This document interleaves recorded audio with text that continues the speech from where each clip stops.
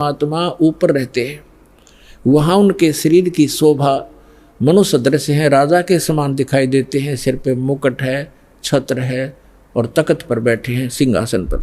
और उनके एक रोमकूप में करोड़ सूर्य करोड़ चंद्रमा मिला दे, ऐसी रोशनी है उस परमात्मा के एक रोमकूप की। बाकी शरीर की कितनी होगी अंदाजा लगाया जा सकता है। और फिर वो परमात्मा दूसरी सतिथि में जब आता है, एक नवजात शिशु का रूप धारण करता है, तो दूसरी सतिथि बताई जा रही है। देखिएगा ऋग्वेद मंडल नंबर 9 सूक्त 1 मंत्र, अब 9 पढ़ेंगे हम, ये 9वां है। इसमें लिखा है कि अभी इमम अधन्या उत्सनंती धेनव, धेनो माने गाय, शिशु माने बालक रूपधारी, सोम माने परमात्मा, इंद्राय पातवे। इसका अर्थ है इमम माने उस, सोम माने परमात्मा, पुरुष माने परमात्मा को, पुरुष माने परमात्मा, क्योंकि इन्होंने यहाँ सोम माने परमात्मा होता है। ये देखिए शुरू में इसी सूक्त के प्रथम मंत्र में सोम शब्द है। ऋग्वेद मंडल नंबर 9 सूक्त 1 मंत्र 1 में, इस 1 में ये सोम शब्द है। सोम, सोम माने परमात्मन। तो यहाँ अब हम यहाँ भी सोम लेंगे। ऋग्वेद मंडल नंबर 9 सूक्त 1 मंत्र 9 में सोम शब्द है। सोम, उस परमात्मन को, उस परमात्मन को, उस पर पुरुष को, परमात्मा को, जो शिशु रूप धारण करके आता है कुमार अवस्था में यानी बाल्य अवस्था में। अभी अधन्या, अधन्या माने अहिंसन, ये लिख दिया इन्होंने। अध्य माने अभी माने पूर्ण रूप से, सब प्रकार से। अधन्या माने बिना धनाई, धेनो माने गौवे।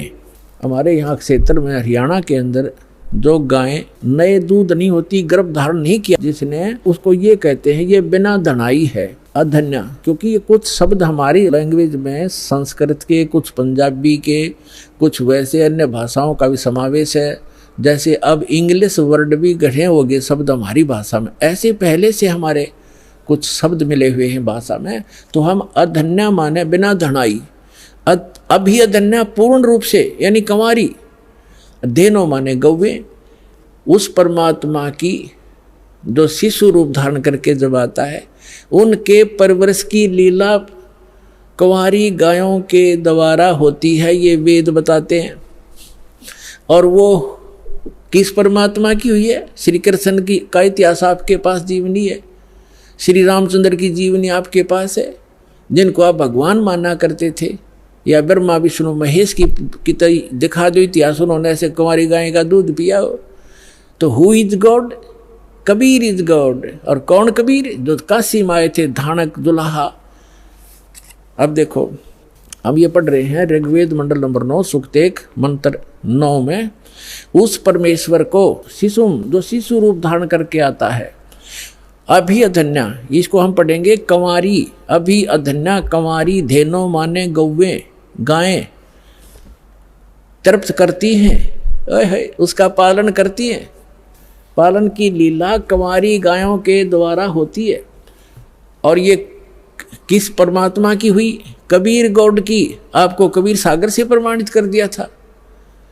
और जिन महापुरुषों ने परमात्मा मिले और सचखंड लेकर गए, जिनको परमात्मा मिला, उनमें कौन कौन है? आदरणीय धर्मदास साहिब जी, आदरणीय मुलुकदास साहिब जी, आदरणीय नानक साहिब जी, आदरणीय दादू साहिब जी, आदरणीय गरीबदास साहिब जी, गांव छुरानी जिला झज्जर हरियाणा वाले, आदरणीय श्री गीसा दास साहिब जी, गांव खेखड़ा जिला मेरठ उत्तर प्रदेश वाले, और आदरणीय स्वामी रामानंद जी जो ब्राह्मण थे, 104 वर्ष के हो गए थे परमात्मा, उसमें 5 वर्ष के थे। 99 वर्ष की एज के अंदर डिफरेंस था।